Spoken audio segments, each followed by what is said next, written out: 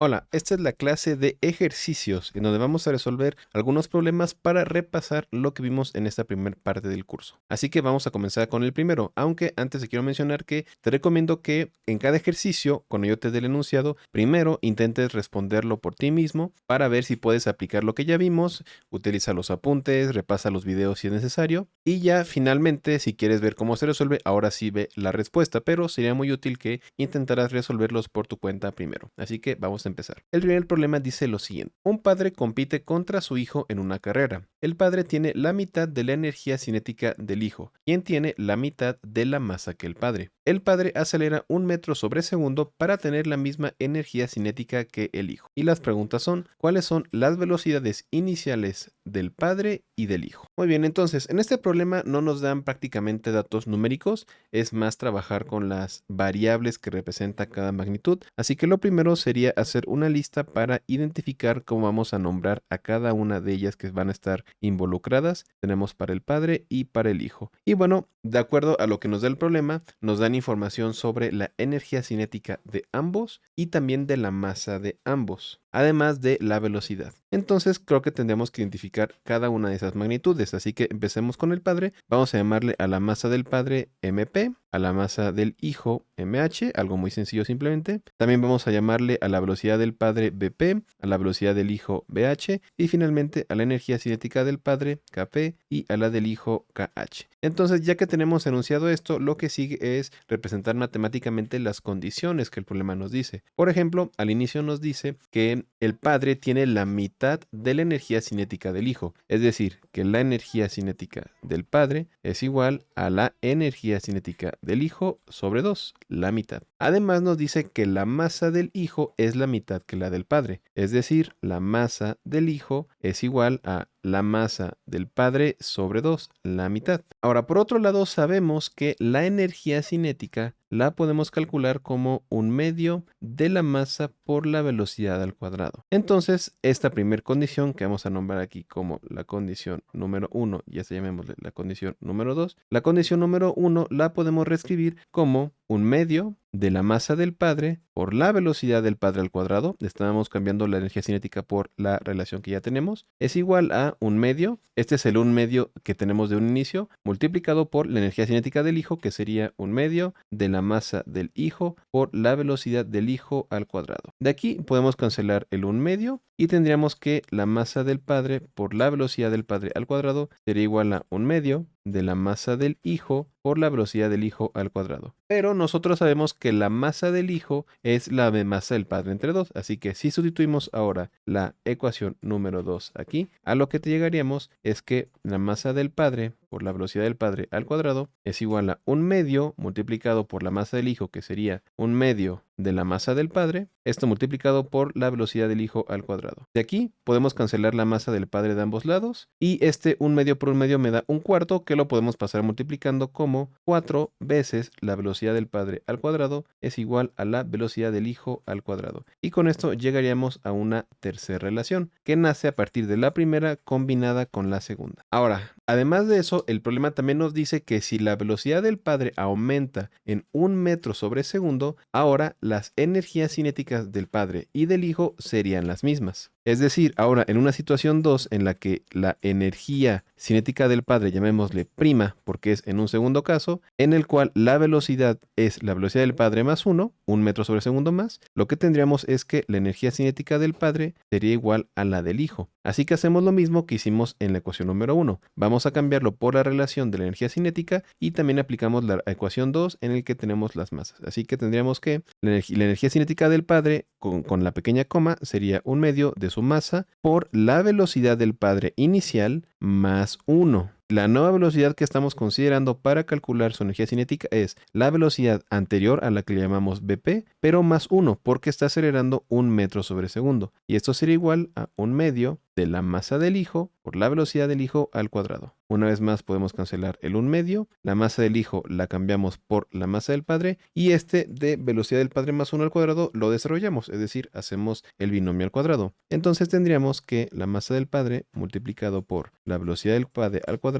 más 2 veces la velocidad del padre más 1 es igual a 1/2 de la masa del padre por la velocidad del hijo al cuadrado. Cancelamos la masa del padre en ambos casos y llegamos a que esto sería 2 veces la velocidad del padre al cuadrado más 4 por la velocidad del padre más 2. Lo que hice aquí fue el 1 medio, el 2, pasarlo multiplicando del otro lado, es igual a la velocidad del hijo al cuadrado. Y esa sería mi relación número 4. Entonces, aplicando todas las condiciones del problema, al final llegamos a las relaciones 3 y a las relaciones 4, en la cual tenemos dos incógnitas, que son la velocidad de cada uno, pero también tenemos dos ecuaciones, la ecuación 3 y la ecuación 4. Así que este sistema lo podemos resolver. Y la forma más sencilla sería si simplemente sustituimos la velocidad del hijo al cuadrado de la ecuación 3 en la ecuación 4, por lo que tendríamos que eso sería 2 veces la velocidad del padre al cuadrado más 4 veces la velocidad del padre más 2 sería igual a 4 veces la velocidad del padre al cuadrado. Únicamente sustituí la velocidad del hijo al cuadrado por la velocidad del padre al cuadrado. De aquí, si despejamos las variables, tendríamos que este 4 pasa como menos 4 y menos 4 más 2 me daría menos 2. La velocidad del padre al cuadrado más 4, la velocidad del padre más 2 es igual a 0. O bien, dividiendo entre 2 de ambos lados y cambiando y multiplicando por menos 1 para cambiar los signos, tendríamos que la ecuación a resolver sería la velocidad del padre al cuadrado menos 2 veces la velocidad del padre menos 1 igual a 0. Esto de aquí ya es una ecuación cuadrática, se puede resolver de distintas formas. Podrías utilizar tu calculadora, no habrá ningún problema. Podrías utilizar la fórmula general. Por factorización no sería tan fácil que saliera porque los resultados no son enteros, pero después de resolver esta ecuación cuadrática, a lo que llegamos es que la velocidad del padre es de 2.4 metros sobre segundo y la velocidad del hijo es de 4.8 metros sobre segundo. Y con eso ya quedaría resuelto el problema de encontrar la velocidad de cada uno. Pasemos al siguiente ejercicio que dice lo siguiente. La figura muestra 3 fuerzas siendo aplicadas en una caja que se mueve hacia la izquierda por 3 metros sobre una superficie sin fricción. Las magnitudes de las fuerzas son 5 newtons, 9 newtons y la fuerza 3 de 3 newtons que está aplicada a un ángulo de 60 grados. Ahora, durante el desplazamiento, inciso A, ¿cuál es el trabajo neto realizado en la caja por las 3 fuerzas? E inciso B, ¿la energía cinética de la caja aumenta o disminuye? Entonces, el problema básicamente nos dice lo que tenemos en este pequeño diagrama. Tenemos las cajas, cada una de las fuerzas que están siendo aplicadas sobre ellas y sabemos que va a haber un movimiento hacia la izquierda de 3 metros. Es decir, el vector desplazamiento estaría apuntando hacia la izquierda y equivaldría a 3 metros. La distancia es de 3 metros. Y la pregunta es, ¿cuál es el trabajo neto realizado por las 3 fuerzas? Entonces, aquí tenemos dos opciones. Podemos calcular el trabajo de cada una de las fuerzas y luego sumarlo, o podemos sumar las fuerzas y luego encontrar el trabajo realizado por esa fuerza resultante. Yo creo que en este ejemplo es más fácil que calculemos el trabajo realizado por cada una de las fuerzas y ahora vas a ver por qué. El trabajo, como ya vimos, lo podemos calcular como la magnitud de la fuerza o la fuerza en forma de vector punto el vector desplazamiento. Y cada una de las fuerzas podemos encontrarla en términos de sus componentes. Por ejemplo, sabemos que la fuerza 1 es igual a menos 5 en la dirección Y, la fuerza 2 es igual a menos 9 en la dirección J y la fuerza 3, si bien no tenemos sus componentes tal cual, las podemos obtener con el ángulo de 60 grados, de donde tendríamos que en el eje X, la fuerza 3 sería la magnitud de la fuerza 3 por el coseno del ángulo en la dirección Y más la fuerza 3 por el seno del ángulo en la dirección J. Si tienes duda un poco de cómo obtener estas componentes, puedes revisar el primer video de introducción donde se habla de todas las herramientas de cálculo vectorial necesarias para entender estas cuestiones. Eso lo encuentras gratis en el canal de YouTube. Ahora, ya que tenemos cada una de las fuerzas, también podemos encontrar que el vector desplazamiento es igual a menos 3 en la dirección Y, porque en esa dirección nos movemos. Así que finalmente con esto podemos encontrar el trabajo realizado por cada una de las fuerzas. W1, por ejemplo, sería fuerza punto D. Y como estamos haciendo un producto punto, sabemos que el producto punto entre las dos direcciones I e I me da simplemente 1. Así que hay que multiplicar menos 5 por menos 3, lo cual me da más 15 joules para el trabajo 1. Ahora, para el trabajo 2 es algo mucho más directo porque el producto punto entre la dirección I y la dirección J, al ser perpendiculares, es 0. Por lo tanto, el trabajo de la fuerza 2 es 0, lo cual era de esperarse porque es una fuerza perpendicular al desplazamiento. Y finalmente, para la fuerza 3, podemos a aplicar lo mismo. El producto punto entre I e I es simplemente la multiplicación, es decir, menos 3 que multiplica al valor de la fuerza 3, que es de 3 newtons, multiplicado por el coseno de 60 grados, y el producto punto entre la dirección I y la dirección J es 0, por lo que únicamente aporta la componente I. Aunque aquí a punto de hacer este cálculo me acabo de dar cuenta que cometí un error aquí, no me había fijado, puse mal el nombre de estas dos fuerzas. La que está actuando hacia arriba realmente es la fuerza 2, la fuerza 3 es la que está actuando hacia abajo, así que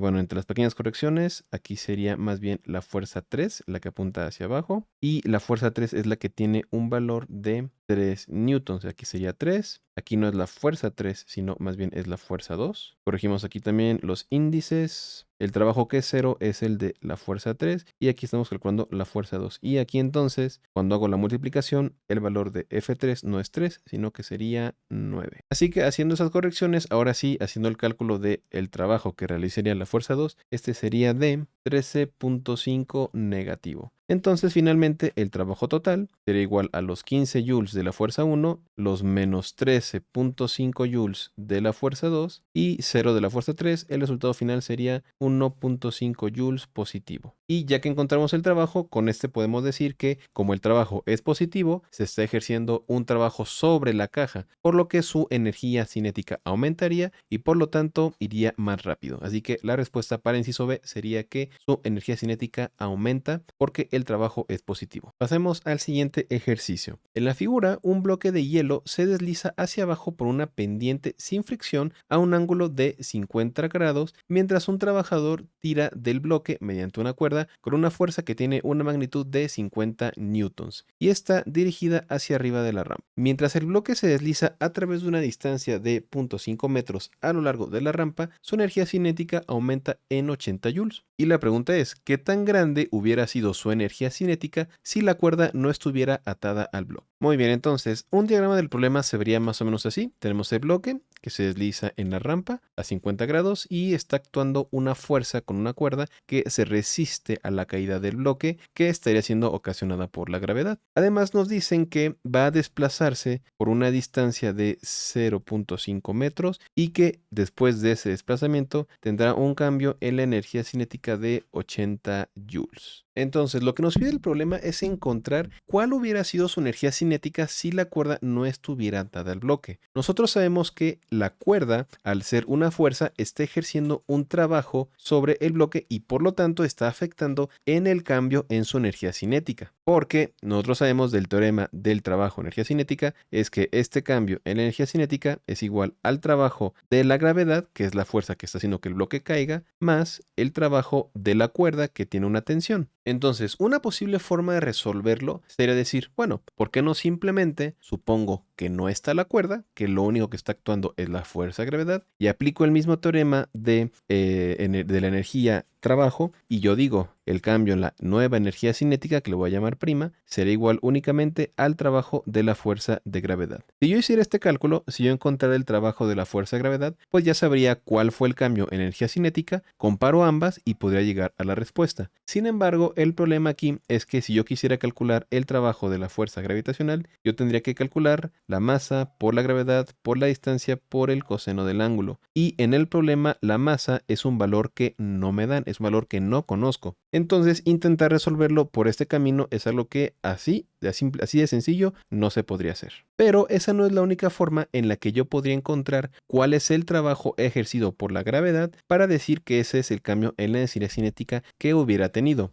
¿Qué tal si en lugar de intentar calcularlo de esta forma, yo lo calculo directamente desde la relación inicial? Es decir, yo puedo decir que el trabajo que realiza la gravedad es igual a el cambio en la energía cinética menos el trabajo que realiza la cuerda. Y el trabajo que realiza la cuerda es algo que sí puedo encontrar, porque conozco cuál es la fuerza que se está aplicando. Es más, yo puedo decir simplemente que el trabajo de la cuerda es la fuerza ejercida por la cuerda, que se llama Fr, multiplicada por la distancia por el coseno del ángulo entre la fuerza y el desplazamiento. Como la fuerza está aplicando hacia arriba de la rampa y el bloque se está deslizando hacia abajo, este coseno sería el ángulo 180 grados, por lo que el valor del coseno sería simplemente menos 1. Así que esto sería igual a menos el valor de la fuerza, que es de 50 newtons, multiplicado por la distancia, que es de 0.5, lo que nos da finalmente menos 25 joules. Este es el trabajo que está ejerciendo la cuerda sobre el bloque. Entonces, ya con esto podemos encontrar muy fácilmente el trabajo de la fuerza de gravedad. Serían los 80 joules del cambio de energía cinética menos los 25 joules que está ejerciendo la cuerda. Aquí es muy importante tener cuidado con los signos. Y eso sería igual a 80 joules más 25 joules, que finalmente sería igual a 105 joules. Entonces, con esto, lo que ya podemos concluir es que si no estuviera la cuerda, el trabajo de la gravedad sería de 105 joules, que sería igual al cambio en la energía cinética por esta relación que tenemos aquí. Por lo tanto, si comparamos los 105 joules con los 80 joules que cambió con la cuerda, la diferencia entre ellos son justamente estos 25 joules que ejerce la fuerza de la cuerda, por lo que, respondiendo a la pregunta de qué tan grande hubiera sido su energía si la cuerda no estuviera atada al bloque, bueno, pues hubiera una diferencia de 25 joules de la inicial al caso en el que no estuviera la cuerda. Así que la diferencia entre las dos energías sería de 25 joules. O podemos decir que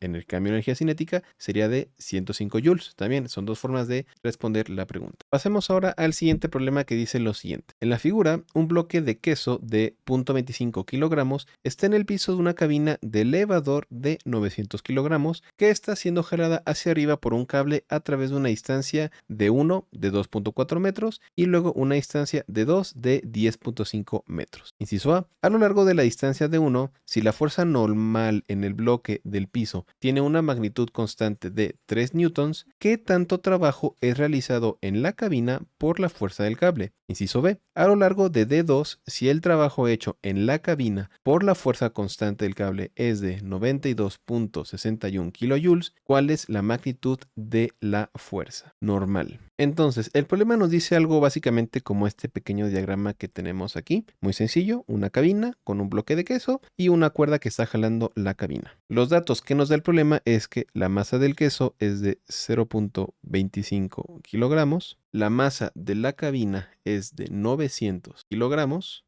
las dos distancias que se recorren de 1 es de 2.4 metros y de 2 es de 10.5 metros. Entonces, el primer inciso lo que nos dice es que si la cabina se mueve una distancia de 1 y nos dicen que la fuerza normal en el bloque de queso es de 3 newtons. Con eso tenemos que encontrar cuál es el trabajo realizado en la cabina por la fuerza del cable. Entonces, si lo que nosotros queremos encontrar es el trabajo que la tensión de la cuerda ejerce sobre la cabina, entonces ese problema lo que nos pide es calcular el trabajo que estamos realizando sobre la cabina por la tensión. Es decir, si quisiéramos calcular el trabajo, lo único que necesitaríamos es el valor de la tensión de la cuerda multiplicado por la distancia 1 que se está moviendo. Y bueno, aquí el coseno del ángulo no aplica, o más bien no es necesario considerarlo, porque los movimientos son ambos verticales. La tensión es hacia arriba, el movimiento también sería hacia arriba, así que el ángulo sería 0. Y de aquí ya conocemos la distancia, así que lo que nos falta conocer es el valor de la tensión de la cuerda. Pero ese lo vamos a tener que encontrar utilizando dinámica en nuestro sistema. Porque la única información que nos dan para este primer inciso es el valor de la fuerza normal en el bloque de queso de dentro. Así que vamos a dibujar nuestro diagrama de cuerpo libre para el bloque de queso para ver qué está pasando con él. Entonces, en nuestro diagrama de cuerpo libre del queso,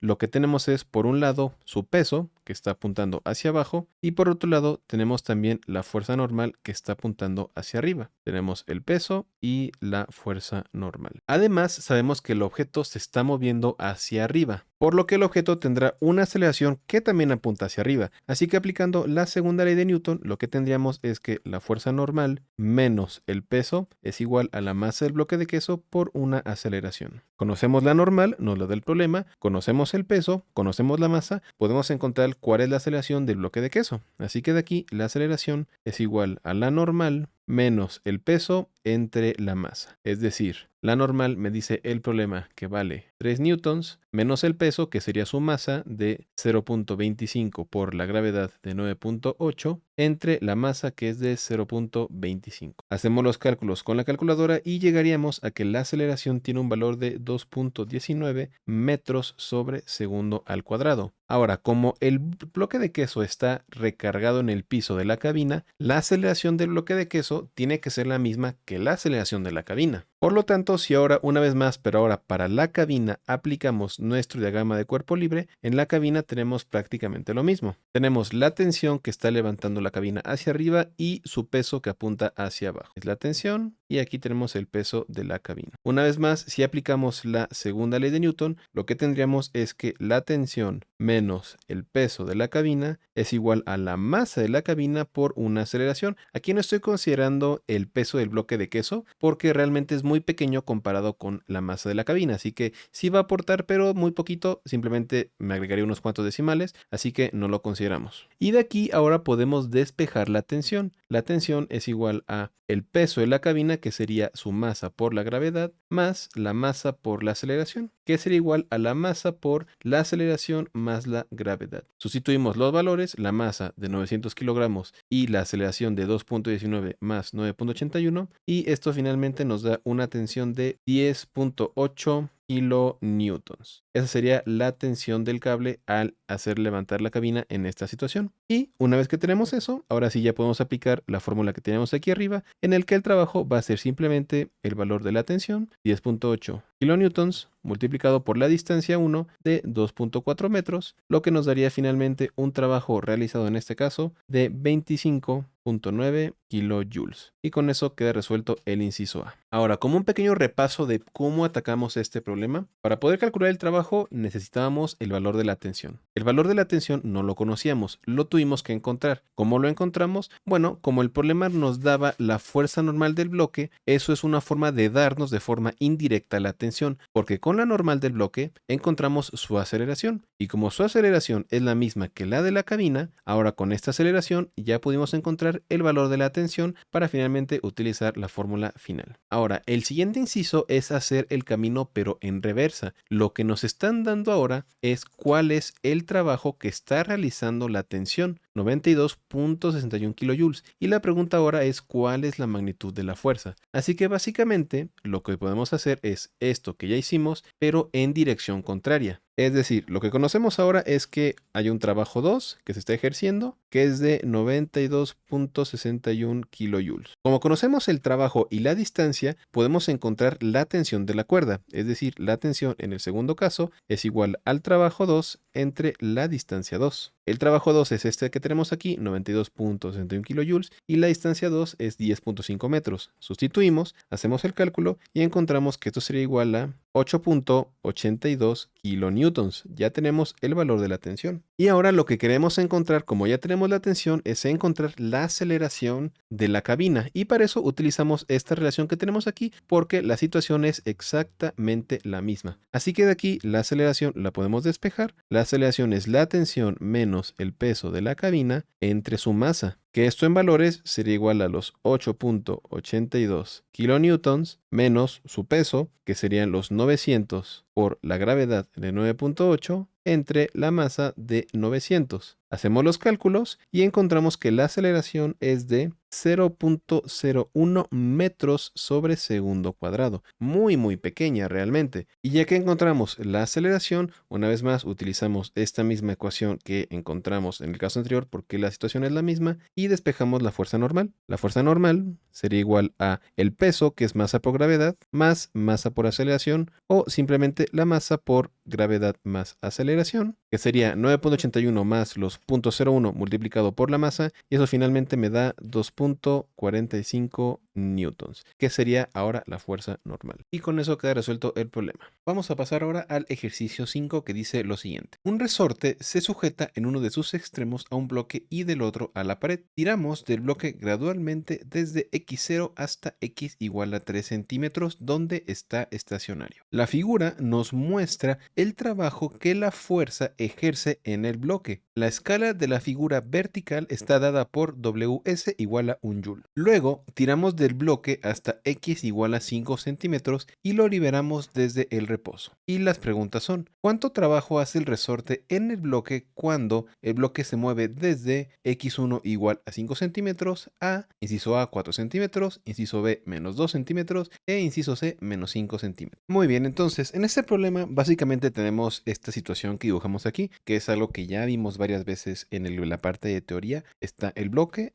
conectado por un resorte a la pared y bueno, Bueno, si está en la posición de equilibrio, pues no pasa nada, en x igual a 0, pero si lo movemos hacia alguna posición distinta, pues ya habrá una fuerza que estaría ejerciendo el resorte. Para resolver cada uno de los incisos que nos pide encontrar el trabajo que el resorte está ejerciendo en el bloque, realmente esto podría ser muy sencillo porque básicamente tendremos que utilizar la relación que ya conocemos en la que el trabajo es un medio de la constante del resorte por la posición inicial al cuadrado menos la posición final al cuadrado. Sin embargo, tenemos el problema de que no conocemos la constante del resorte. Es un valor que no nos lo están dando explícitamente, pero lo podemos encontrar con lo que dice la primera parte del problema. Porque la primera parte del problema nos dice que el bloque se lleva desde x igual a 0 hasta x igual a 3 en reposo y nos dan una gráfica de cómo es el trabajo que está ejerciendo la fuerza que estamos aplicando. Ahora, aquí hay mucho de por medio, hay varios conceptos que vienen como un pequeño enunciado que parece ser algo muy simple, pero que realmente ya a la hora de aplicarlo en el problema, pues es algo muy útil. Por ejemplo, vamos a partir por lo primero. Nos dice que el bloque lo movemos del reposo en x igual a 0 y vuelve al reposo en x igual a 3. Nosotros ya vimos que si un objeto o si estamos moviendo una caja en una fuerza en la que está el resorte y partimos del reposo y después volvemos a llegar al reposo, tenemos el caso en el que el cambio de la energía cinética es igual a 0. Por lo tanto, la conclusión de esto es que si estamos aplicándole una fuerza, el trabajo del resorte va a ser igual al negativo del trabajo de la fuerza. Entonces, esta información lo que ya nos dice es que si podemos encontrar el trabajo que la fuerza está ejerciendo, ya conocemos el trabajo que el resorte está ejerciendo. Solamente hay que cambiarle el signo. Y esto lo podemos encontrar de la gráfica. En la gráfica se puede ver que para x igual a 3 centímetros tenemos un valor del trabajo de 0.9 porque la escala hasta arriba de WS es 1, así que contando las barritas que tenemos, vemos que en 3 centímetros queda en 0.9. Es decir, en este movimiento de reposo en x igual a 0 a reposo en x igual a 3, es decir, donde se cumple esta condición, lo que sabemos es que el trabajo ejercido por la fuerza es de 0.9 joules. Por lo tanto, podemos deducir que el trabajo del resorte sería de menos 0.9 joules al recorrer esos 3 centímetros. Esto es algo que obtenemos de la gráfica y del hecho de que el movimiento parte del reposo y llegue nuevamente al reposo. Ahora, esta es una forma en la que pudimos encontrar el trabajo del resorte a partir del trabajo de la fuerza. Pero además, de forma independiente, nosotros ya sabemos que el trabajo que ejerce un resorte es justamente esto que vimos aquí, esta primera ecuación que vimos acá, pero aquí tenemos el caso particular en el que la posición inicial es la posición del reposo en x igual a 0. Así que el trabajo para este caso se reduce a menos un medio de la constante k por el desplazamiento a la posición x al cuadrado. Entonces nosotros ya podemos igualar estas dos cantidades porque tienen que ser lo mismo, aunque sean dos formas distintas de calcular el trabajo del resorte, el resultado debe ser el mismo y tendríamos que menos un medio de la constante por kx al cuadrado es igual a menos 0.9. De aquí podemos despejar la constante del resorte, que es lo que queremos encontrar, y esto sería igual a 2 por 0.9 entre la distancia de 3 centímetros al cuadrado, es decir, 0.03, aquí lo pasé a metros al cuadrado, y el resultado de esta operación me da 2000 newtons sobre metro. Por lo que con esto lo que hicimos fue encontrar el valor de la constante del resorte. ¿Y eso de qué nos sirve? Bueno, ya conociendo la constante del resorte, ahora sí podemos volver a utilizar esta ecuación de aquí. Ya con la K conocemos las posiciones iniciales y finales y podemos simplemente calcular los valores. Así que para los tres incisos B, C y D es lo mismo. Perdón, incisos A, B y C, quise decir. El trabajo lo vamos a calcular como un medio de la constante k que ya conocemos por xi al cuadrado menos xf al cuadrado. Ahora, hay que tener cuidado aquí porque la constante k está en newton sobre metro y eso es lo ideal, manejarlo en newton sobre metro para que los resultados sean en joules, porque si nosotros en lugar de metros nos pasáramos a centímetros para que fuera más fácil trabajar con centímetros en la distancia, la respuesta o el resultado no sería en joules, habría que pasar de todas formas los centímetros cuadrados a metros para poder tener ahora sí joules, así que lo mejor es tratar de manejar todo en metros. Entonces vamos pasando a cada inciso. El inciso A va a ser un medio de la constante K, que ya dijimos que es 2000 newtons sobre metro, multiplicado por la posición inicial, que es 5 centímetros, pero lo ponemos en metros, que sería 0.05 elevado al cuadrado, menos la posición final, que en el inciso A es 4 centímetros, 0.04 al cuadrado. Hacemos las operaciones con calculadora y el resultado aquí es de 0.9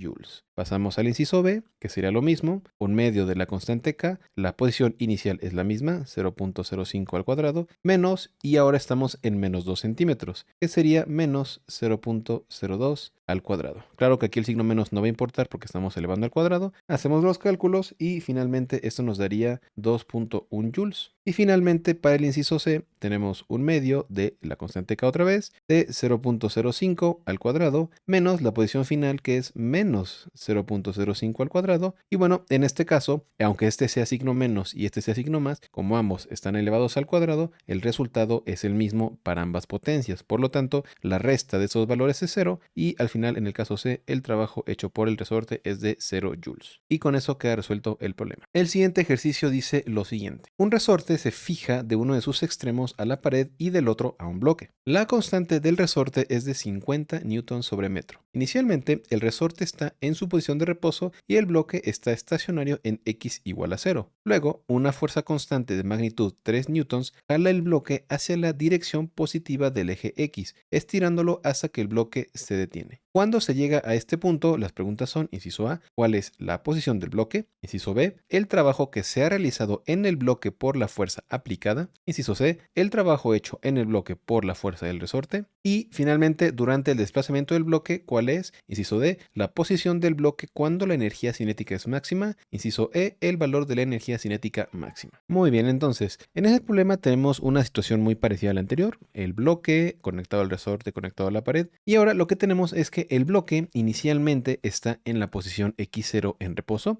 Eso ya, ese pequeño enunciado ya nos está dando algo de información. Seguramente si está en reposo, muy posiblemente al final también lo esté, y podemos aplicar la misma condición que vimos en el caso anterior. Pero bueno, el problema nos dice después que se aplica una fuerza de 3 newtons hacia la derecha que jala el bloque y lo estira hasta que el bloque se detiene. Justamente lo que decíamos, el bloque inicia en reposo y finaliza en reposo. Así que de pura entrada, así con esta parte del enunciado, ya sabemos que el cambio en la energía cinética es 0 y que por lo tanto el trabajo del resorte va a ser igual a menos el trabajo hecho por la fuerza externa. Muy bien, entonces el inciso A nos pregunta en qué posición el bloque se va a detener, porque conforme nosotros jalemos el bloque hacia la derecha, la fuerza que iría hacia la izquierda va a ir aumentando hasta que llegue un punto en que supere la fuerza que nosotros estamos aplicando y comience a detener el bloque hasta que finalmente se pare por completo. Entonces nosotros, para resolver esto, aplicamos la primera condición que tenemos. Sabemos que en el proceso entre que el bloque está en x igual a 0 hasta que llega a otra posición de reposo, se cumple que el trabajo de la fuerza es igual al trabajo del resorte y podemos calcular ambos trabajos. El trabajo del resorte es menos un medio de la constante K por la distancia x cuadrada a la cual se detiene, y esto sería igual a menos el trabajo de la fuerza externa, que sería simplemente la fuerza multiplicada por la distancia que recorre, que sería x. El cuadrado se va con una x, y aquí podemos despejar el valor de x y tendríamos que esto sería igual a 2 veces F entre K. Es decir, 2 veces el valor de la fuerza de 3 entre la constante K, que es de 50 newtons sobre metro. Y esto nos da finalmente 0.12 metros, con lo que quedaría el inciso. Ya que conocemos la distancia que tuvo que recorrer, pues ya muy fácilmente podemos calcular tanto el trabajo del resorte como el trabajo de la fuerza externa. El inciso B nos pide calcular el trabajo por la fuerza aplicada, y ese trabajo ya dijimos que es simplemente la fuerza multiplicado por la distancia x que ya calculamos, es decir, los 3 newtons multiplicado por los 0.12, que me daría 0.36 joules. El inciso C es todavía más inmediato. Ya dijimos de la condición que el trabajo que realiza el resorte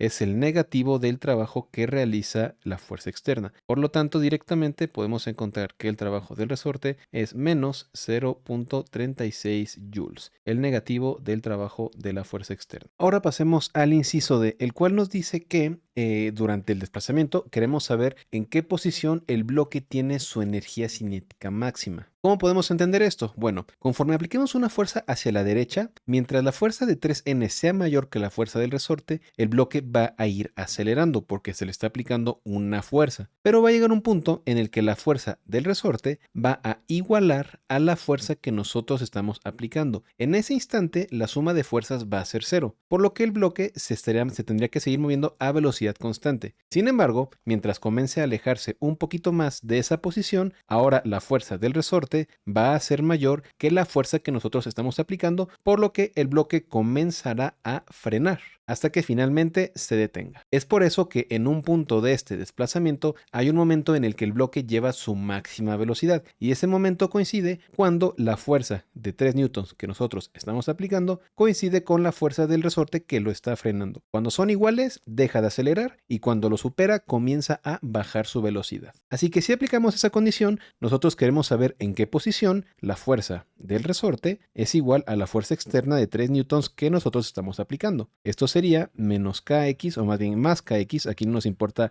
la dirección, ya hicimos un análisis de la dirección, únicamente queremos analizar su magnitud. Esto es igual a 3 newtons. De aquí x lo despejamos, es 3 entre la constante 50 y esto me da 0.06 metros. Es decir, en la posición 0.06, las dos fuerzas están en equilibrio, el bloque deja de acelerar y comienza a desacelerar. Por eso en ese punto es cuando tiene su mayor velocidad y por lo tanto también su mayor energía cinética. Otra forma de resolver este ejercicio sería encontrando la energía cinética en función de la posición. ¿A qué me refiero con esto? Nosotros sabemos del teorema de trabajo-energía cinética que el cambio en energía cinética es igual a el trabajo de las fuerzas, que en este caso sería la del resorte más la fuerza externa. Y en este caso en particular, si no suponemos que el bloque termina en reposo, pues el cambio en energía cinética no es cero. Pero lo que sí es cero es la energía cinética inicial, porque la energía cinética inicial es cero al iniciar en reposo.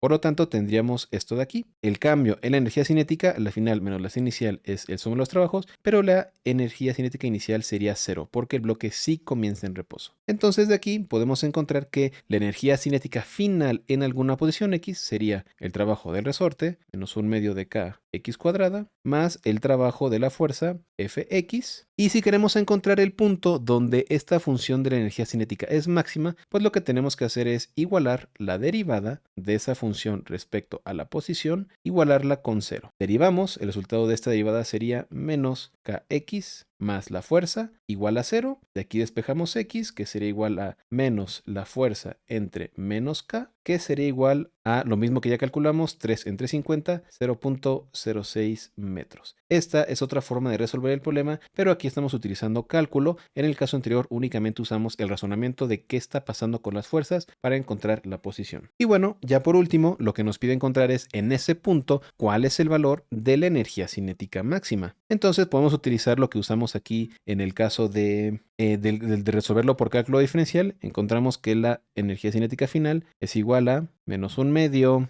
de kx cuadrada más la fuerza por x. Sustituimos valores, un medio negativo de la constante k, que es 50, por la posición x, que encontramos que es de 0.06 al cuadrado, más la fuerza de 3 por los 0.06 en x. Hacemos el cálculo numérico y finalmente llegamos a que la energía cinética final en ese punto máximo es de 0.09 joules. Y con eso quedan resueltos todos los incisos. Pasemos al penúltimo problema de esta serie de ejercicios, que dice lo siguiente. Una fuerza actúa en una partícula de 3 kilogramos cuya posición es dada por x igual a 3t menos 4t cuadrada más t cúbica, con x en metros y t en segundos. Encuentra el trabajo hecho en el objeto por la fuerza desde t igual a 0 hasta t igual a 4 segundos. Muy bien, entonces en este problema no nos dicen cómo varía la fuerza aplicada sobre el objeto, pero nos dan cómo cambia su posición. Si nosotros pudiéramos con esto saber cómo cambia su velocidad entre ambos tiempos, podríamos encontrar el trabajo que está realizando, porque ya sabemos que el cambio en la energía cinética es igual a el trabajo total realizado, y el único trabajo que se está realizando en ese problema es el trabajo de esta fuerza externa que nosotros estamos aplicando sobre la partícula. Y recordando que este teorema de trabajo energía cinética aplica incluso para fuerzas variables, pues no hay ningún problema, lo podemos utilizar perfectamente. Entonces, ¿cómo podemos encontrar el trabajo con esto? Pues simplemente el trabajo de esta fuerza va a ser igual a un medio de la masa por la velocidad final al cuadrado menos la velocidad inicial al cuadrado. Ahora, ¿cómo podemos encontrar el valor de las velocidades inicial y final? Bueno, aquí volvemos un poco al curso de cinemática y si tenemos cómo variar la posición de un objeto con el tiempo, podemos encontrar su velocidad derivando su posición respecto al tiempo. Así que hacemos la derivada de 3t es 3,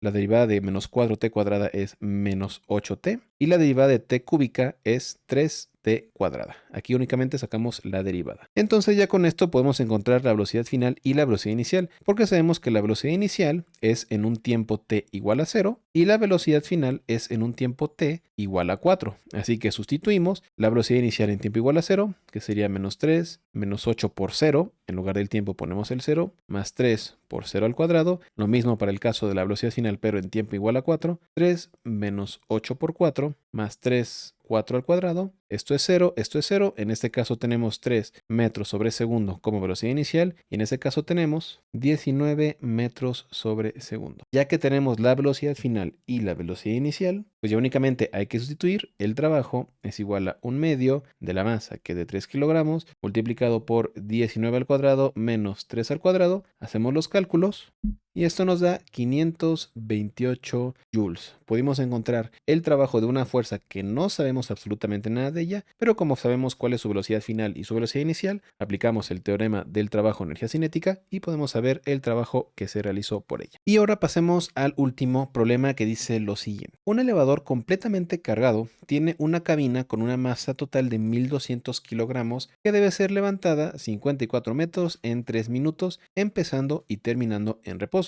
El contrapeso del elevador tiene una masa de solo 950 kilogramos, así que el motor debe ayudar. ¿Qué potencia promedio es requerida de la fuerza que aplica el motor en la cabina? Muy bien, entonces en este problema los datos que nos están dando es que la masa de la cabina es de 1200 kilogramos, la distancia que tenemos que moverla es de 54 metros y el tiempo para hacerlo es de 3 minutos o si lo pasamos de una vez a segundos, 180 segundos. Y la pregunta es ¿qué potencia tendría que ejercer el motor si ya tiene un contrapeso de 950 kilogramos? El contrapeso básicamente es una forma de decir que ese peso, esa masa de 950 kilogramos está ayudándonos un poco a cargar el elevador que tiene que subir. Entonces el peso que tiene que levantar o la masa más bien que tiene que levantar el motor en realidad sería la diferencia de los 1200 kilogramos de la cabina menos el peso del contrapeso o la masa del contrapeso que es de 950 kilogramos. Esto es 250 kilogramos. Así que realmente el motor lo que tiene que levantar son únicamente 250 kilogramos. Y para calcular la potencia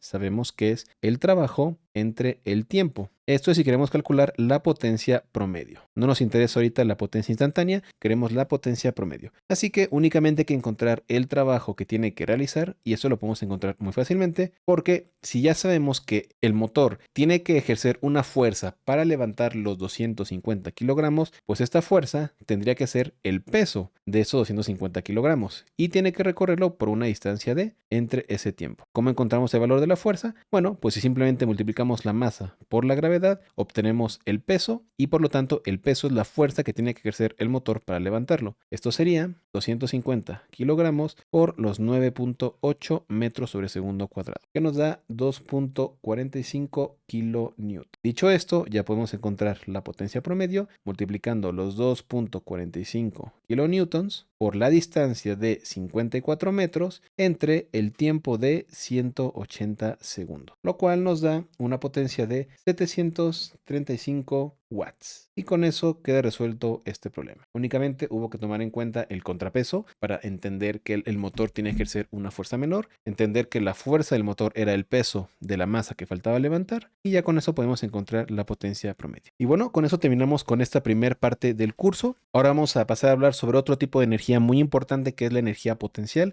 y cómo podemos con eso encontrar el principio de conservación de la energía. Así que nos vemos en el siguiente.